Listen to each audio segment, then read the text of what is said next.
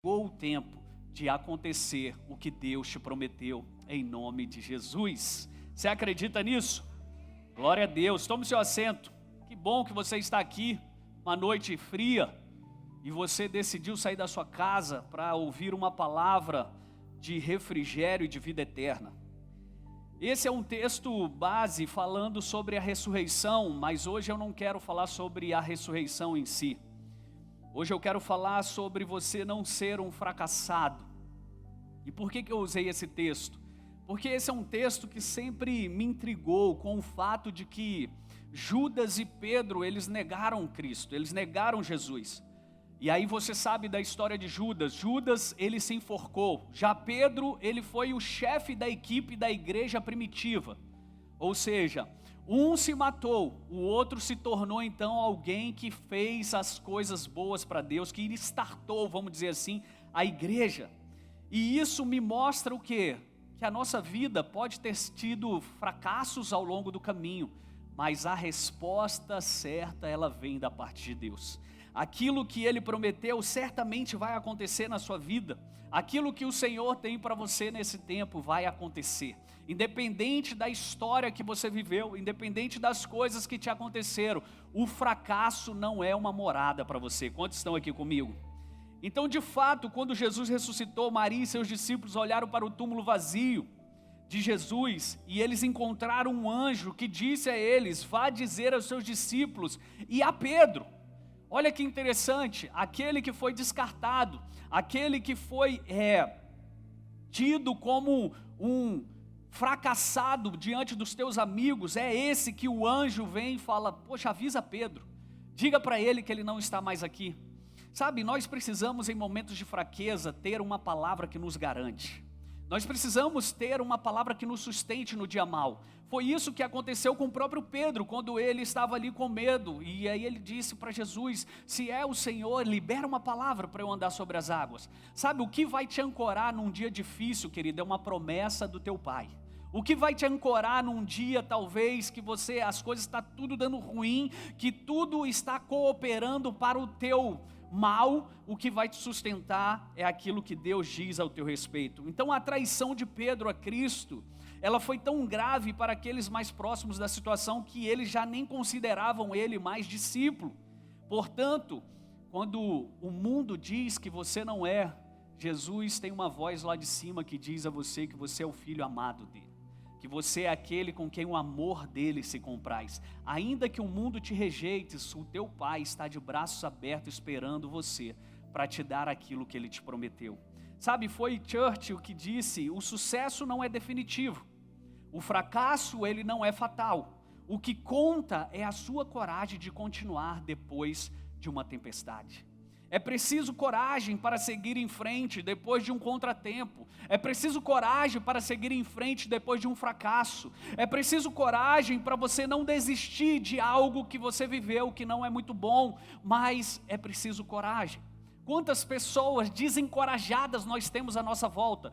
Quantas pessoas que desistiram tão rapidamente de um propósito? Quantas pessoas abriram mão da sua família, abriram mão do seu negócio, abriram mão dos seus sonhos, porque tiveram um dia ruim, porque tiveram uma rejeição, porque foram alguém taxado como mentiroso? Então, essa palavra é para você nessa noite, para você ter coragem, levantar a sua cabeça, porque o teu fracasso não determina o que Deus já separou para você. Não determina aquilo que o Senhor já tem separado para nós. A verdade é que todos nós falhamos em algum determinado momento. Todos nós tivemos falhas ao longo do caminho. Talvez você falhou hoje na sua casa, com a sua esposa, com o seu marido, com o seu negócio. Mas isso não determina que você é um fracassado. Sabe, em última análise, nós aprendemos muito mais com os nossos fracassos do que com os nossos sucessos. Os nossos fracassos, eles nos ensinam, eles são bons professores para que você tenha uma vida e uma vida em abundância. O que precisamos entender é que falhar é um ato, mas ser fracassado é uma identidade. E é essa identidade que não é sua.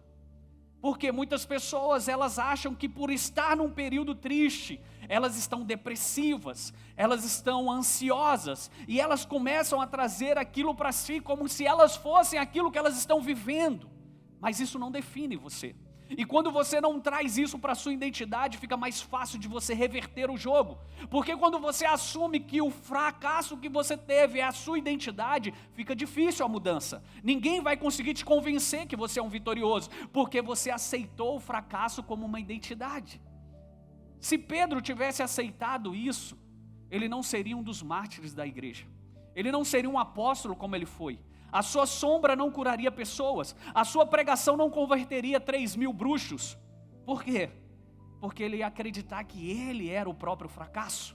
Talvez essa é uma mensagem para você nessa noite. Você não está conseguindo romper. Por quê? Porque eu tive um problema e isso me persegue, eu não consigo vencer. A tua falha não apaga a tua filiação. Agora, o arrependimento é o que você precisa para voltar à tua posição, para você assumir de volta aquilo que Deus já separou para você. Pense se Pedro, quando Jesus apareceu para ele por 3 vezes, porque ele negou Jesus 3 vezes, e Deus vai até as últimas consequências para tirar você da lama e trazer você de volta ao jogo. Então ele visita Pedro 3 vezes e fala: Pedro, tu me amas? Amo. Pedro, tu me amas? Amo. Na 3ª vez ele fica até chateado com Jesus, porque ele fala: eu já falei que te amo. Tu me amas? Amo. Então agora eu anulei as sentenças do fracasso na tua vida para dizer que você não é um fracassado. O mesmo amor que eu tive quando eu te tirei da pesca é o mesmo amor que eu tenho hoje, que você vai fazer com as pessoas que eu vou colocar na tua vida. O que eu quero te dizer nessa noite, queridos, que o teu fracasso, ele não tem poder de tirar você da promessa. Aquilo que aconteceu, uma falha de percurso, não quer dizer que você é um fracassado, um caído, mas se você hoje aceitar isso, é isso que você vai ter. Sabe, outro dia eu estava conversando com umas pessoas e elas muito falando sobre igreja, e ela falou algo interessante: a igreja é o lugar dos ex. Falei, sim, a igreja é o lugar dos ex, ex-drogado, ex-prostituto, ex-vagabundo, ex-adúltero, ex. Eu quero te dizer, eu fui alguém que hoje eu já não me conheço mais. Porque quando eu ando com Cristo, uma nova criatura eu me torno, e as coisas velhas ficam para trás, e eis que tudo se faz novo. Mas a partir do momento que você aceita a sua nova condição em Deus, então eu posso viver a nova vida que Ele tem para mim. Você não é um fracassado. Você não é um adúltero. Você não é um prostituto. Você não é alguém que tem desvio de caráter. Não. Não traga isso hoje como identidade para você. Isso não te pertence mais. Uma coisa eu faço, esquecendo-me das coisas que para trás ficam. Eu prossigo para o alvo da soberana vocação em Cristo Jesus. Você precisa esquecer os erros que você teve, porque quem te acusa não é Jesus. Quantos estão comigo? Portanto, nunca devemos deixar que os nossos fracassos nos definam. Nossos fracassos não definem quem nós somos. Hoje eu quero falar sobre não ser um fracasso. O objetivo principal é não cometer os mesmos erros repetidas vezes, para que estejamos então realmente aprendendo, amadurecendo, crescendo. Nós precisamos sair das fraldas, queridos. Nós precisamos parar de repetir erros infantis. Nós precisamos crescer por um propósito que Deus tem para nós. E isso vai requerer de você esforço. A Bíblia diz que aqueles que se esforçam se apoderam do reino. Mas hoje tem muitas pessoas que querem usar a graça como sendo algo barato. E falando, eu não preciso mais me sacrificar. Eu não preciso mais fazer isso. Jesus já fez. Então deixa eu te perguntar, por que você está sofrendo se Jesus já fez? Não é digno do reino aquele que retrocede. É isso que diz a palavra. O reino é tomado por esforço. Não foi tranquilo para você sair de casa, tomar um banho e vir para a igreja no frio. Não foi. Isso é esforço. Não foi tranquilo para você talvez acordar de madrugada num propósito que você está fazendo com Deus. Isso é esforço. Não é tranquilo você fazer 3, 7, 21, 40 dias de jejum. Isso é esforço. É desse esforço que eu estou dizendo. Não é você ser o seu próprio Cristo. Porque maldito do homem que confia no homem e faz do seu braço carnal o seu braço para a salvação. Jeremias. Não é sobre isso. Mas é sobre você tomar as coisas que Deus tem para você.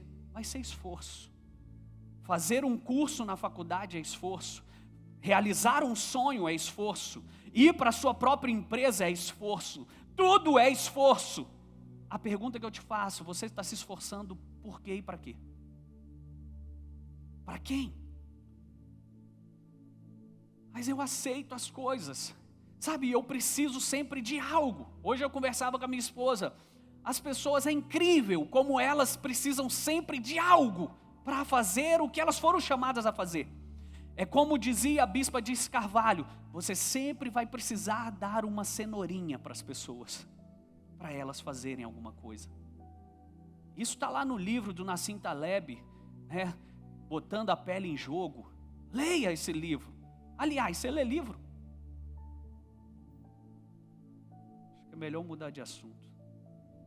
Existe uma arte para você falhar e ter sucesso. E qual é essa arte? Nós precisamos olhar os nossos erros, assumir as responsabilidades. Assumir as responsabilidades. Eu vou repetir isso, porque isso é o que define a sua vida. Assumir as responsabilidades. E hoje nós temos marmanjos que querem responsabilizar o filho, o governo, a mãe, o pai, o dia, o frio de Cuiabá, para justificar os seus fracassos. Assuma as suas responsabilidades.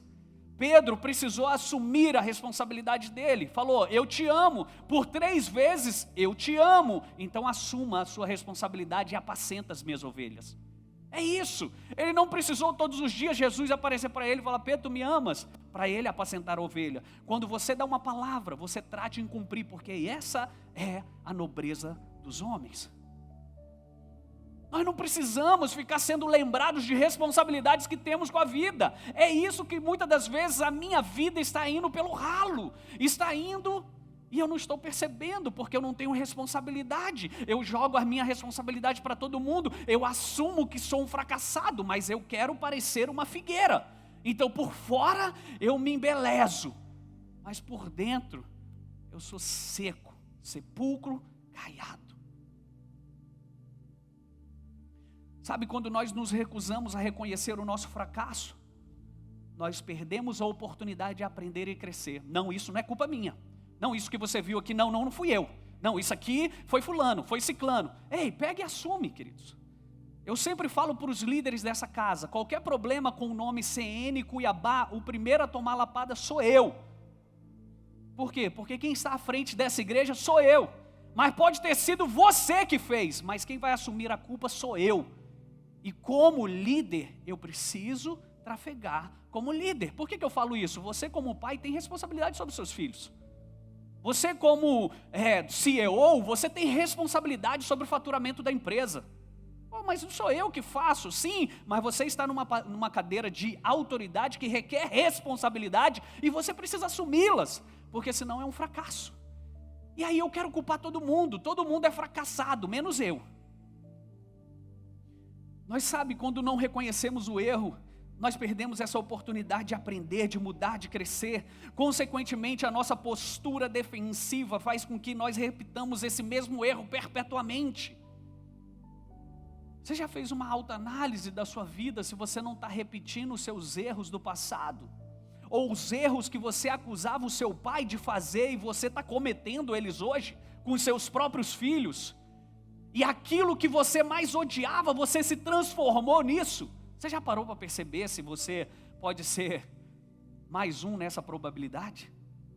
Finalmente nos tornamos então um tolo, que continua na nossa loucura e nada muda. Sabe, todas as vezes que você procura o caminho da justificativa e não da correção, você se conforma com o fracasso. Todas as vezes que algo vem te confrontar, e eu não falo somente o seu pastor, mas a vida te confronta, e você justifica. os meus resultados não apareceram, porque isso, porque aquilo. Sabe o que você está falando internamente para você? Deixa eu continuar errando, porque eu sempre vou ter uma boa justificativa para os meus erros. E eu não quero mudança. Sabe, dificilmente pessoas que são boas em justificativas são boas em outras coisas. Dificilmente. Procure alguém que só se justifica. Procure alguém que só dá desculpa. E veja se ela é boa em outra coisa. Não, porque ela gasta tempo se justificando. Já quem se justifica não assume as suas responsabilidades pela mudança. Quantos estão me entendendo nessa noite? Não me deixa falando sozinho hoje. Em alguma fase da nossa trajetória nós vamos falhar, queridos. Isso é fato. Isso é fato. Quem toma decisões vai falhar por ter tomado a pior decisão ou a melhor decisão. Quem não toma decisão já falhou por não ter tomado decisão. Então em algum momento você vai falhar. Glória a Deus, bem-vindo ao time. Agora a grande questão é você se acovardar e se sentir um fracassado por isso. E achar que você não pode e não consegue mudar. Sabe, tem pessoas que são tão fracassadas que tudo que elas têm é uma história da sua última vitória do século passado. Você fala assim, o que Deus está fazendo na sua vida? Não, porque em 1920 eu me converti. Tá bom, e hoje? Você não tem uma história com Deus para contar? Não, porque em 1920 eu me converti. Você fala, tá, e hoje? Tem pessoas que são tão fracassadas que elas querem trazer para a mesa algo que nem existe mais. Se você não quer ser um fracassado, queridos, a sua última vitória, ela é o seu próximo obstáculo. A sua última vitória é o seu próximo obstáculo. Ah, porque quando eu comecei a ser crente, eu orava, eu jejuava igual um suicida. Hoje você jejua? Não, hoje eu não preciso. Sabe o que você está falando para Deus? Senhor, eu já sou super santo. Está tudo certo e favorável comigo. Cuida aí do céu que eu cuido aqui da terra. E nós vamos fazer proezas juntos. A Bíblia fala, querido, sobre darmos frutos. Está lá em João capítulo 15. João capítulo 15. Depois você lê em casa. A Bíblia fala sobre nós darmos frutos continuamente. Aqueles que estão na videira, esses dão fruto e os seus frutos permanecem. Os seus frutos permanecem. Sabe o que ele está dizendo? Que você precisa frutificar continuamente. Mas para frutificar continuamente, o que você fez lá atrás já não serve hoje. O jejum que você fez no final do ano passado, já não serve para agora.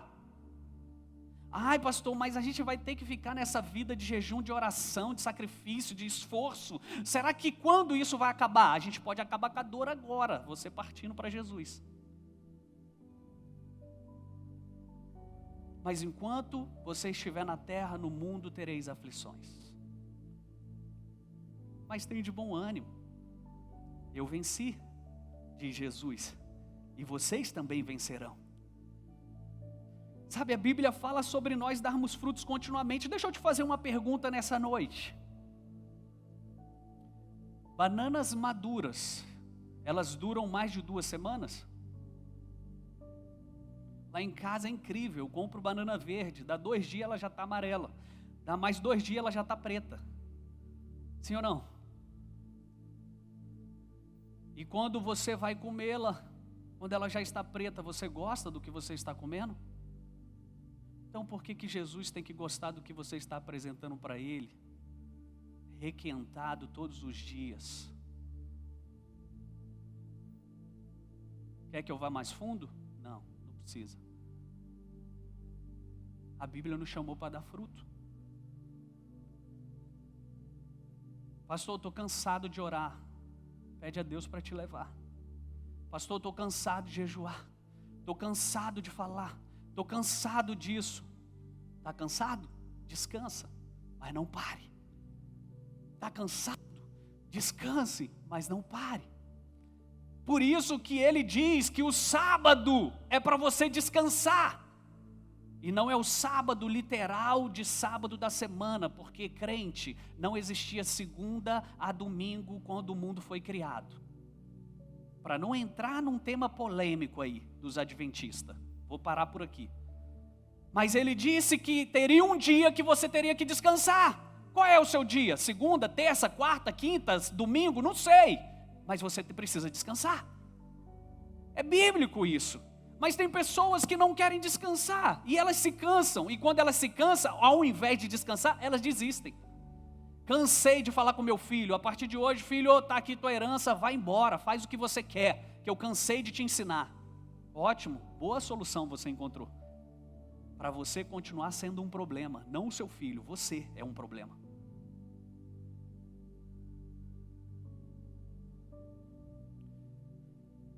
Os frutos que você deu no passado, querido, já não servem mais para saciar a fome de hoje. Já não serve. E o que eu vou fazer? Eu preciso então dar novos frutos. Eu preciso então fazer alguma coisa. O que eu estou querendo te dizer é que por vezes nós assumimos uma postura de fracasso, ancorando em nossas vitórias. O maior fracassado que existe é aquele que não tem uma história de sucesso para contar hoje. Esse é o primeiro do fracassado. Ah, você foi bom lá atrás. E hoje, você deixou de ser bom? Não. Ué, mas então me mostra a tua bondade. Me mostra a tua fé, diz Tiago, que eu te mostro os meus frutos. Sabe, fracasso, queridos, é não dar frutos em tempo e fora de tempo. Fracasso, vou repetir, é não dar frutos em tempo e em fora de tempo. Jesus chega diante de uma figueira e ele fala, figueira, eu quero frutos. Mas a figueira responde, e talvez os teólogos de plantão respondam, mas não era tempo de figos. Então Jesus vira para aquela figueira e fala, seque-se, morra. Sabe por quê? Porque se você não serve para dar fruto, você não serve mais para nada. Jesus é duro, hein? Não, ele não é duro. Ele é realista. Se você não quer dar fruto, então não tenha flores. Não tenha folhas. Porque se você estudar um pouco de história, você vai ver que figueiras com folhas são figueiras com frutos. Mas ela tinha folhas, mas não tinha frutos. Ou seja, o que Jesus está me ensinando e te ensinando? Pare de achar que você é super crente se você não tem fruto. Se você não tem aquilo que você diz ter, você ora para Deus, Senhor, faça isso comigo, e aí você vai lá para o texto e até se compara talvez com o fariseu e o publicano, e você chega, Senhor, glória a Deus por isso, porque hoje eu orei, eu bati na minha mulher, tudo bem, mas eu orei e fiz um jejum. Ah, o meu filho também, eu mandei ele para aquele lugar, mas está tudo certo, Senhor, eu fiz isso. Jesus está falando para você, figueira, pare de ter folhas, se você não tem frutos. Porque o único que pode esperar de mim e de você frutos em tempo e fora de tempo é o próprio Deus, porque Ele te criou. E Ele sabe do que você é capaz. Ele sabe o que você carrega. Ele sabe o que tem dentro de você. O que eu estou querendo trazer você nessa noite? É dizer que nenhum fracasso, nenhuma falha, nenhum erro do caminho pode ser maior do que o propósito de Deus na tua vida. Mas eu preciso hoje me arrepender. Eu preciso voltar. Eu preciso me acordar desse sonho, ou talvez desse pesadelo. Sabe, Deus nos fez, querido, para crescer e frutificar. Deus nos fez para crescer e frutificar. Quem não está crescendo já está morrendo. Quem não está avançando já está numa paralisia espiritual gigantesca. Porque Ele que te fez assim, não fui eu. Então pare de se esconder atrás desse fracasso, de dizer é minha saúde, pastor, é minhas condições, pastor, é isso, é aquilo. Pare hoje de se esconder atrás de máscaras, queridos. Está na hora de nós vivermos a vida como ela é, e não ter vergonha de ser ou de ter fracassos. Cara, é normal, você errou, reconhece, você tem um advogado no céu que julga as tuas causas, e você pode chegar diante dele e falar, Senhor, me perdoa, e ele vai te perdoar. Glória a Deus.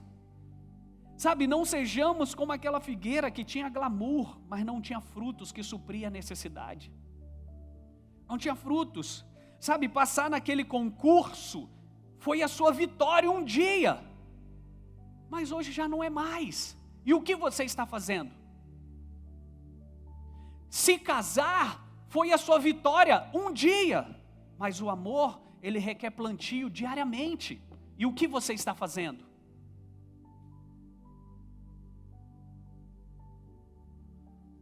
É sadio você descansar após um período de batalha. Sim, é sadio. Mas a Bíblia diz, queridos, vigiar e orar. 1 Tessalonicenses 5,19, se eu não me engano. Vigiai e orai. Por quê? Porque a Bíblia está me dizendo isso, é que nós devemos nos manter vigilantes. Mas eu vejo tantas pessoas descansadas. Espiritualmente falando, então, nem se fala. Ela vai num culto como se fosse ao mercado. E dependendo da igreja, é como se fosse um Big Lar. As coisas mais top. E eu vou nesse lugar. E eu pego o que eu quero para a semana. E eu estou abastecido. Só que vem a segunda-feira e ela é pesada. Não é verdade? Algumas vezes você fala misericórdia. E aí você fala, e agora? Quem poderá me ajudar? E aparece o Chapolin Colorado. Não contavam com minhas astúcias. Vigia, crente. Ora, crente. Busca, crente. Se esforça, crente. Porque não vai ser leve. Coloca um banner para mim aí que vai ter dia 7.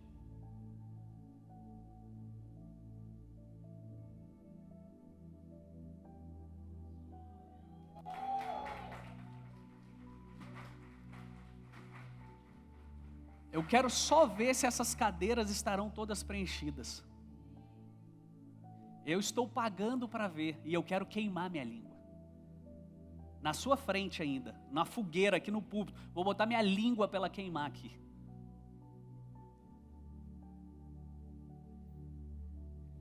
Nós precisamos subir um monte. Não foi isso que você cantou aqui no louvor? Subir um monte que muitos desistiram e ficar lá? Crente, a nossa vitória não está na nossa conta bancária. A nossa vitória está no lugar que a gente se encontra com Ele. Essa é a nossa vitória. Quando você está no monte que muitos desistiram, você pode ter certeza que na sua conta vai ter dinheiro que era para muitos que desistiram. Porque Deus só vai dar àqueles que são confiáveis. E você precisa estar nesse lugar de confiança em Deus. Então anota na tua agenda, vigília no dia 7/6, numa sexta-feira. Ah, pastor, eu tenho agenda. Ótimo, por isso que é 11 horas da noite, porque madrugada eu acho que você dorme. Eu acho, mas nesse dia você não vai dormir. Está comigo aqui? Então sexta-feira, dia 7, vigília para a gente subir um monte. Esse é o monte. Muitos me convidaram para subir um monte, é o Monte de Santo Antônio, é? Ótimo, eu vou um dia. Eu vou. Mas eu quero te chamar para você estar aqui conosco, orando também, subindo o monte. É sadio você descansar, mas a Bíblia diz, alerta, cada um de nós vigia e ora. Mais uma vez eu te digo, a sua última vitória é o seu primeiro obstáculo a ser vencido, para você não ser um fracassado. A sua última vitória é o seu primeiro obstáculo a ser vencido. Davi, ele fracassou, mas ele não foi um fracasso. Jó, ele teve fracassos, mas ele não era o fracasso. O que dizer então de Jacó? Jacó teve a sua vida falhas e mais falhas. Pense, os seus irmãos, aí depois ele é jogado na prisão, aí depois é a mulher de Potifar, aí depois é o próprio Faraó e por aí vai. Quantas falhas até que ele cumpra a promessa. Sabe o que aconteceu e é o diferencial dessas pessoas? É que eles não pararam nas suas falhas. Tem pessoas que viram para mim e falam, pastor, eu estou saindo da igreja porque aconteceu isso na igreja. Eu falei, vai com Deus até a sua próxima igreja que você vai abandonar. Sabe por quê? Porque o problema não está nessa igreja, o problema está em você e não vencer as suas falhas. Nós não somos perfeitos, nunca seremos. E eu sei que a minha mensagem ela é muito dura, você não precisa me falar sobre isso. Porque antes dela te atingir, ela me alcança. Mas eu preciso assumir a responsabilidade da minha vida. A responsabilidade da minha vida não está na mão da minha esposa, dos meus filhos, do meu pastor. Não, a responsabilidade é minha. E eu preciso assumir. Eu preciso descascar essa manga. Não é assim que diz o ditado? Descasca essa manga. Então, queridos, aprender com os nossos erros é uma virtude. negar os nossos erros é o nosso próprio fracasso. Não tenha vergonha de assumir o seu erro, tenha vergonha de permanecer nele. Não tenha vergonha de confessar um pecado, tenha vergonha de ser um pecador. Não tenha vergonha de pedir ajuda, tenha vergonha de ser um orgulhoso. Não tenha vergonha de sentir dor, tenha vergonha de ser indiferente. Ei, assuma os seus erros, se responsabilize por eles, para você não esconder uma vergonha que um dia vai te alcançar. Tem pessoas que elas falam, não precisa assumir, foi feito lá atrás, fique tranquilo, o tempo vai curar. Não é isso que dizem aí fora? O tempo cura, pastor. Tempo? Eu conheço Jesus, que é o que cura. O tempo, ele só faz seu cabelo ficar branco. Só isso. Ele não cura nada. E quanto você esconder essa vergonha vai te perseguir. E ela vai te encontrar. E ela pode te encontrar no seu melhor momento. Sabe por quê? Porque essa é a arte de Satanás, te humilhar no seu melhor momento. E aí ela vai chegar no momento que você está celebrando o casamento, talvez, vai aparecer a sirigaita lá e falar, você é papai. Mas era para eu ter resolvido isso lá atrás. Então, queridos, resolva os seus problemas. Os problemas não são solucionados por ser esquecidos. Quantos estão comigo? Então Deus escolheu pessoas, agora eu começo a pregar, vai ficar interessante. Deus escolheu pessoas com diferentes falhas para capacitar então cada um de nós. Coloca o texto para mim, Isaías 60. Olha o que ele está dizendo para mim e para você hoje. Isaías 60, versículo 1. Levanta-te e resplandece, porque vem e a glória vai nascendo sobre... Ei, tem glória de Deus sobre a tua vida, queridos. Mas você precisa se levantar, resplandecer, saia dessa posição de vítima, saia desse lugar. Esse lugar não é seu, o seu lugar de filho é lugares altos, não lugares baixos. Talvez você passe por um vale, ok, mas os vales da vida não define os montes que Deus tem separado para você. É um momento, é uma transição, vai passar, ainda que eu ande pelo vale da sombra da morte. Ou seja, não pare. Você está andando e você vai chegar no lugar alto. Quando você recebe essa palavra? Então é isso que Deus está dizendo. Talvez você tenha entrado aqui se sentindo pequeno, mas Deus quer te levar aos lugares altos que Ele tem para você. Sabe, nós fomos feitos à imagem de Deus e isso foi suficiente para alterar toda a nossa química. Alterar quem você é. É nesse lugar que Ele quer que você habite.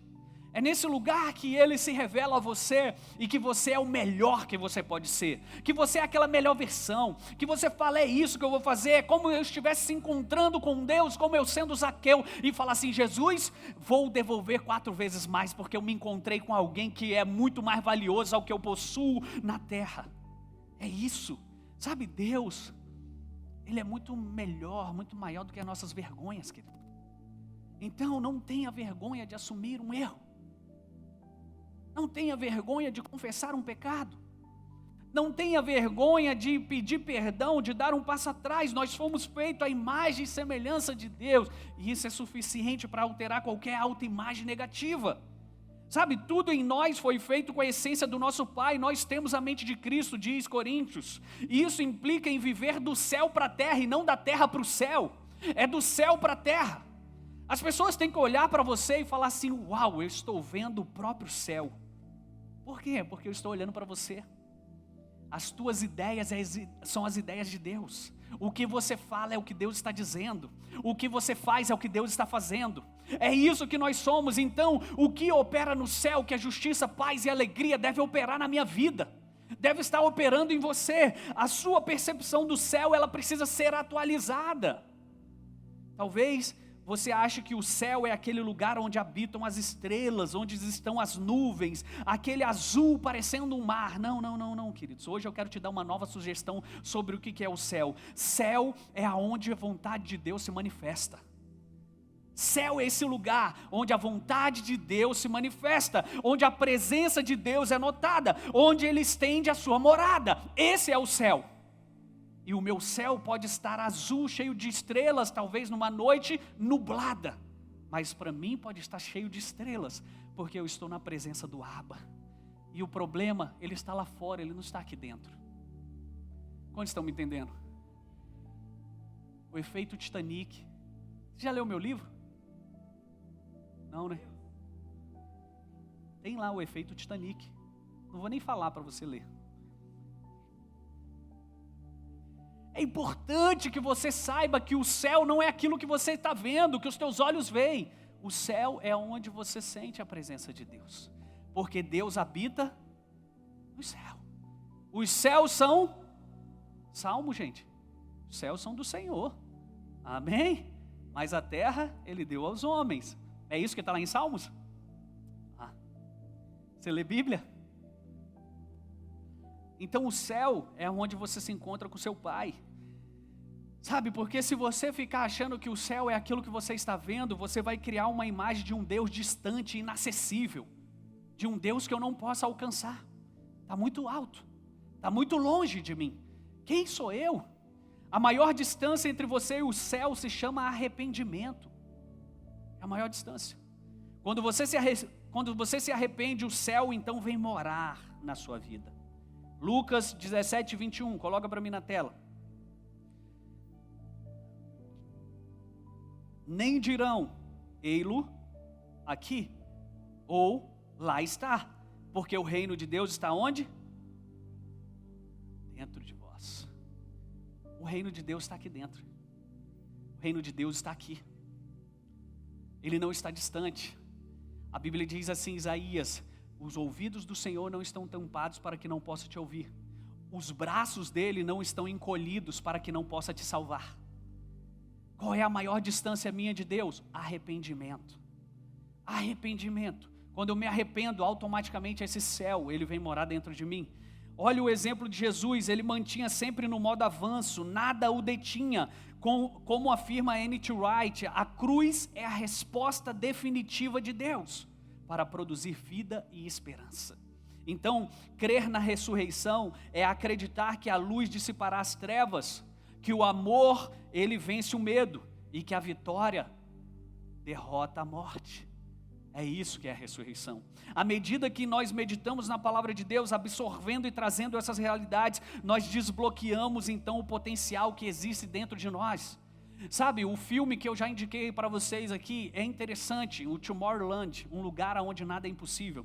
Nesse filme, ele fala que os seus maiores sonhos, aquilo que você deseja, isso não é impossível, isso é possível. Aí eu falo para você, por que é possível? Porque eles colocaram uma torre na cidade, dessa torre emitia ondas, frequências, sons, falando para as pessoas que eram possível. O que eu aprendo com isso? Sabe por que muitas das coisas que eu não estou vivendo e falo até que são impossíveis de eu viver, são ondas, frequências, sinais que eu estou ouvindo que me impede de o meu potencial vir para fora. Quem você acha que você é? Se você for lá para o Polo Norte e você ficar ali, sei lá, 1 mês, 2 meses, você vai se adaptar com a neve, sim ou não? Você vai aprender a viver naquele lugar, você vai viver ali as suas moléculas, o seu DNA, ele vai começar então a receber informação do ambiente onde você está, automaticamente isso molda dentro de você, a fome que você sentia ao amanhecer, você já não sente mais, a fome que você não tinha à noite, agora você sente, por quê? Porque o ambiente, ele mudou as tuas moléculas, o teu DNA. Por que eu te dei essa aula? Eu nem sei o que eu falei. Sabe por quê? Para dizer a você que talvez você esteja numa ambiência de fracasso e isso está definindo as tuas moléculas de não acreditar quem você é e você não conhecer o potencial que Deus colocou dentro de você. Ah, pastor, eu tive uma perda no passado, ótimo, deixa essa perda lá. Venha para o presente, para a gente construir futuro. Deixa os mortos enterrarem os mortos. Era alguém que queria seguir Jesus. Senhor, está tendo ali um enterro. Eu não sei se eu vou para o Senhor, se eu vou. Ele fala assim, ei, deixa os mortos enterrarem os mortos. Pastor, que insensibilidade. Não é questão de insensibilidade. É que enquanto você não vencer os teus lutos, você não vai ter as tuas vitórias. Quais são os seus lutos? Talvez é aquela empresa que você abriu em 1960, que até hoje está aí na tua mente. Por que eu quebrei? Eu não quero mais abrir empresa, porque em 1960 eu quebrei. Mas aí Deus está te falando assim, ei, 1960 já foi. Estou fazendo uma coisa nova. Está saindo a luz. Mas você precisa vencer esse fracasso aí dentro. Você precisa vencer essa falha aí dentro, sabe? As nossas crenças são as nossas maiores sementes. As nossas crenças são as nossas maiores sementes. Posso repetir para você?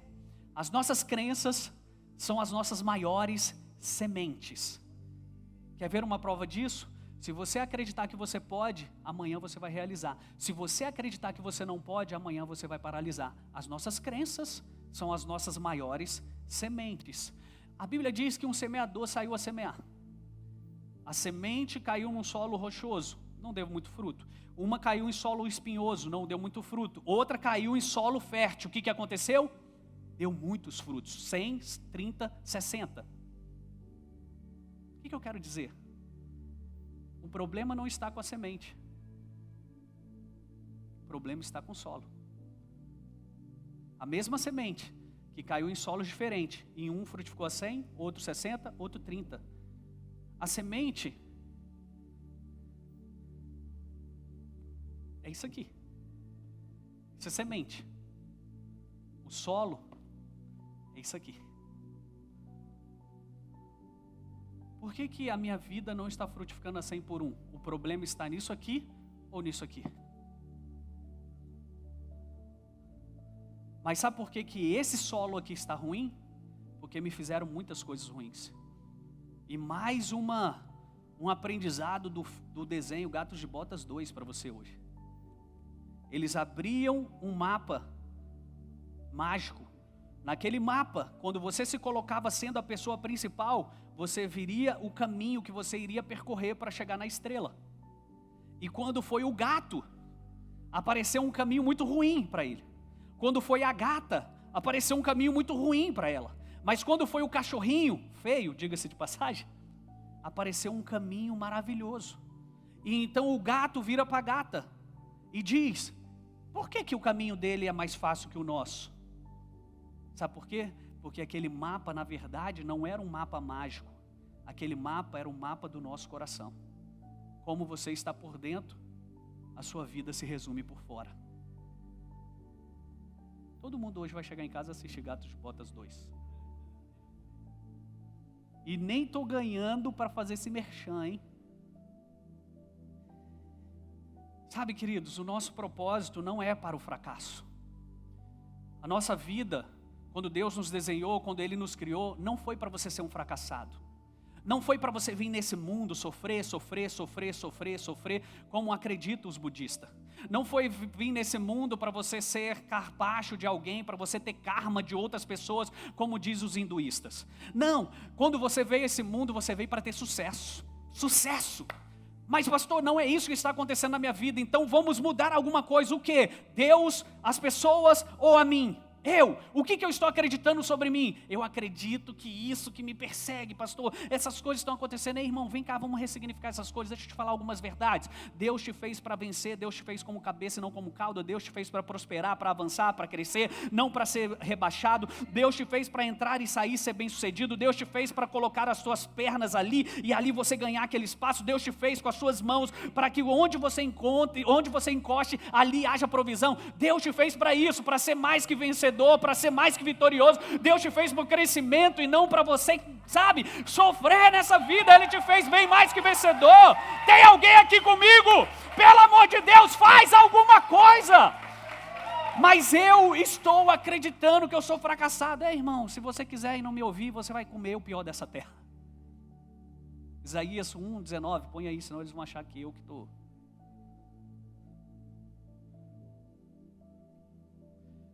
O pessoal da mesa hoje, acho que eles estão com frio. Isaías 1:19. Se quiserdes e me ouvirdes. Automaticamente, quando eu entro numa gramática simples, num português aqui, e entro numa interpretação de texto, o que acontece? Se eu quero e ouço, eu como melhor. Se eu não ouço, eu como. Está correta a minha interpretação de texto ou não? Faça a sua. Mas por que eu estou te falando tudo isso nessa noite? Porque o fracasso, ele não é meu destino.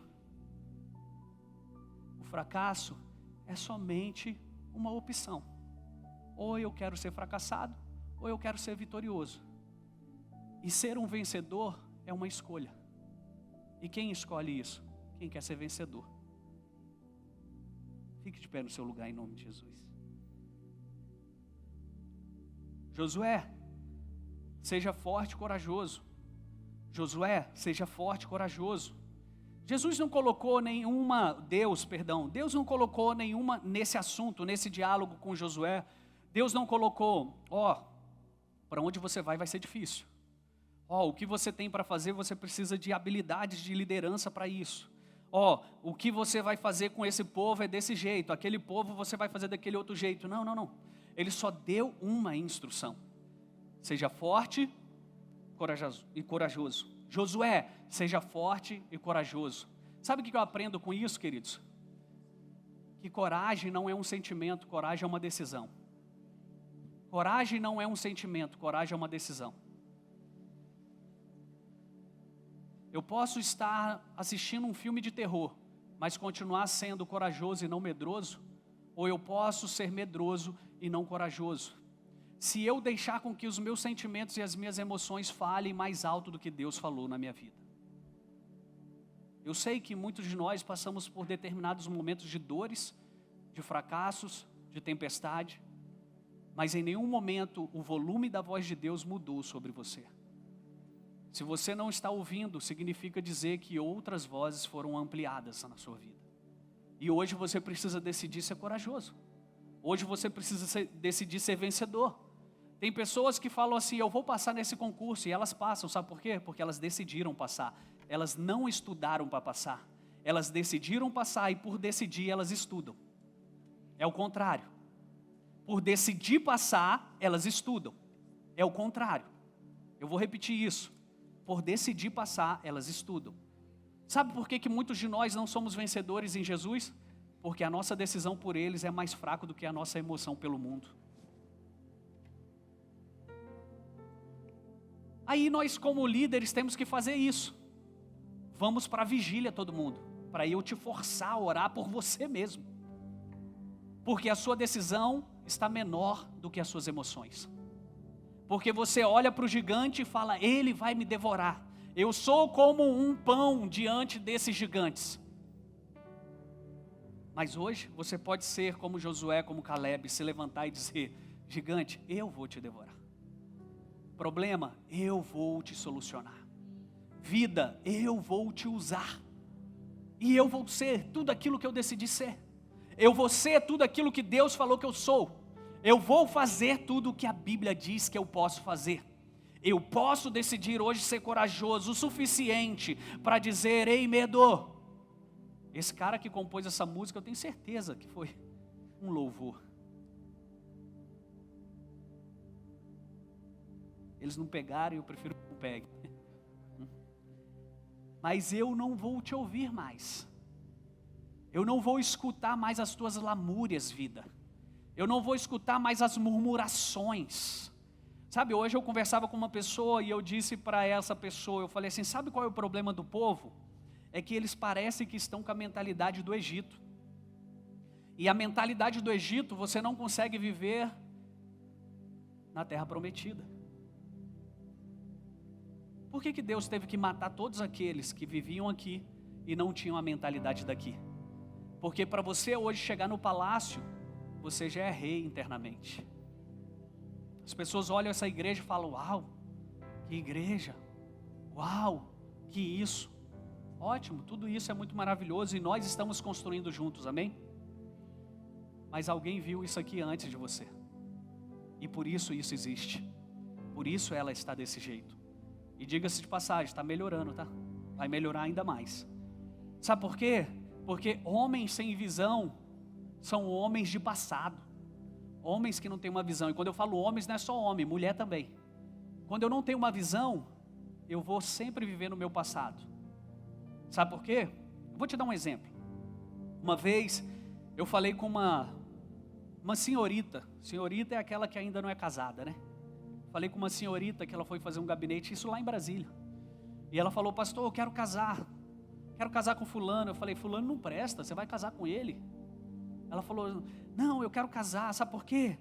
Ele me trata bem. Eu falei: só te tratar bem já ganhou seu coração? Aí ela: é? Aí eu falei: por quê? Porque meu pai tratava muito mal minha mãe.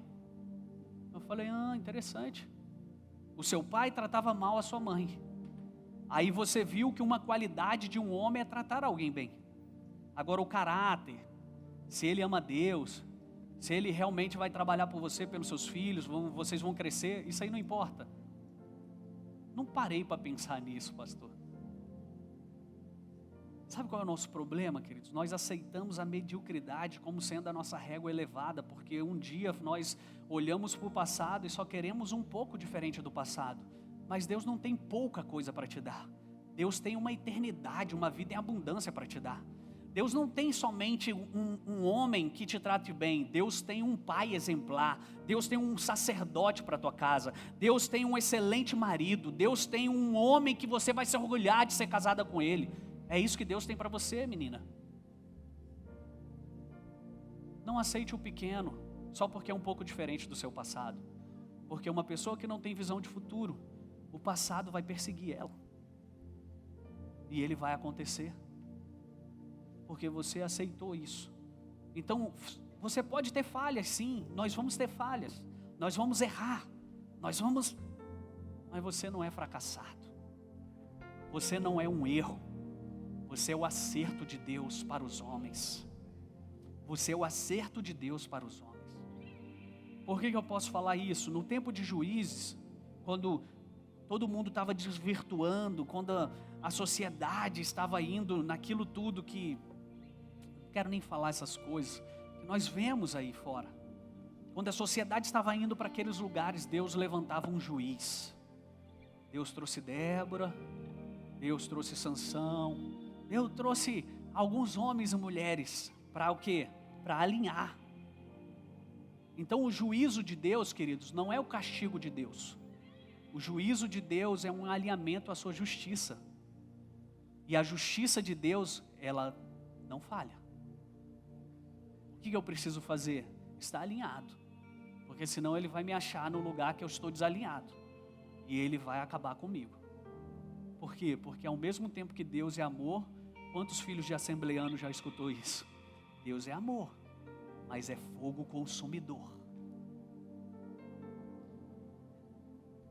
Seus erros não te definem. Eu vim aqui nessa noite dizer isso. Os seus erros não te definem. A sua coragem e a sua decisão de vencer, isso vai te definir. Isso vai dizer quem você é. Isso vai te levar para o lugar que Deus tem separado para você. Porque eis que tudo se faz novo. E se nós falharmos, nós precisamos nos arrepender. E isso significa mudar a maneira de agir e de pensar. Isso significa mudar a maneira de agir e de pensar. Precisamos de arrependimento. Arrependimento para mudar quem fomos um dia e sermos quem gostaríamos de ser. Martin Luther King diz assim: glória a Deus, que eu já não sou quem eu fui um dia, mas também ainda não sou o que eu serei. Sabe, você já não é mais aquela garotinha, aquele garotinho, você não é mais. Hoje eu estava vendo o futebol, estavam lá arrecadando recursos para o Rio Grande do Sul, dos ex-jogadores. O Vampeta parecia a própria bola. Porque ele já não é mais quem ele foi um dia. E eu trouxe só um exemplo para mostrar para você que o seu corpo muda, que os tempos mudam, e você ainda não mudou. Você precisa mudar. Arrependimento.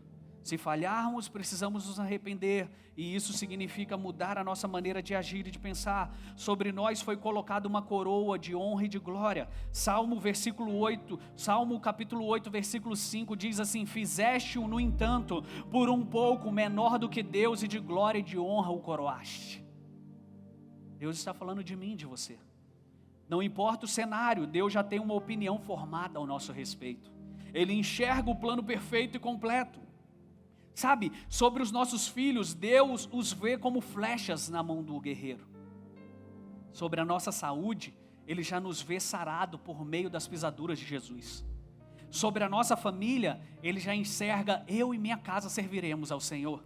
Sobre as necessidades financeiras, Ele enxerga e Ele é o suprimento segundo as suas riquezas em glória. Então, queridos, quando o inimigo vier com pensamentos sombrios, diga ao inimigo: Deus já tem uma opinião formada ao meu respeito. Independente do que eu fiz, independente do que aconteceu, Deus tem uma opinião. Todas as vezes que alguma situação não concorde com o que Deus diz ou pensa ao teu respeito, você levanta as suas mãos e proclame a opinião de Deus sobre qualquer circunstância. Senhor, eu sou bem mais que vencedor. Senhor, eu sou cabeça e não cauda. Senhor, eu nasci para dar certo e não errado. Senhor, sobre mim está a sua vontade.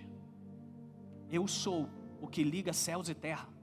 O Senhor me deu as chaves do reino, e o que eu ligar na terra terá sido ligado, e o que eu desligar também será desligado. Sabe, nós podemos proclamar suas verdades sobre o governo, nós podemos proclamar a sua verdade sobre a educação, sobre as artes, sobre todas as esferas de domínio. Então diga assim comigo nessa noite: eu quero viver a opinião de Deus sobre mim. De novo, eu quero viver a opinião de Deus sobre mim. Diga de novo: eu quero viver a opinião de Deus sobre mim. O texto de Naum, capítulo 1, versículo 7 diz assim: o Senhor é bom, um refúgio em tempos de angústias. Ele protege os que nele confiam. Essa é uma palavra rema para você. O Senhor é bom, um refúgio no tempo de angústia, e Ele protege os que nele confiam. Eu quero te dizer e terminar essa mensagem dizendo: o Senhor é bom, o Senhor é bom, o Senhor é bom, e Ele protege aqueles que nele confiam, e Ele protege aqueles que nele confiam. Eu vim aqui nessa noite te dizer: confia em Deus, confia no Senhor, e tudo mais Ele fará.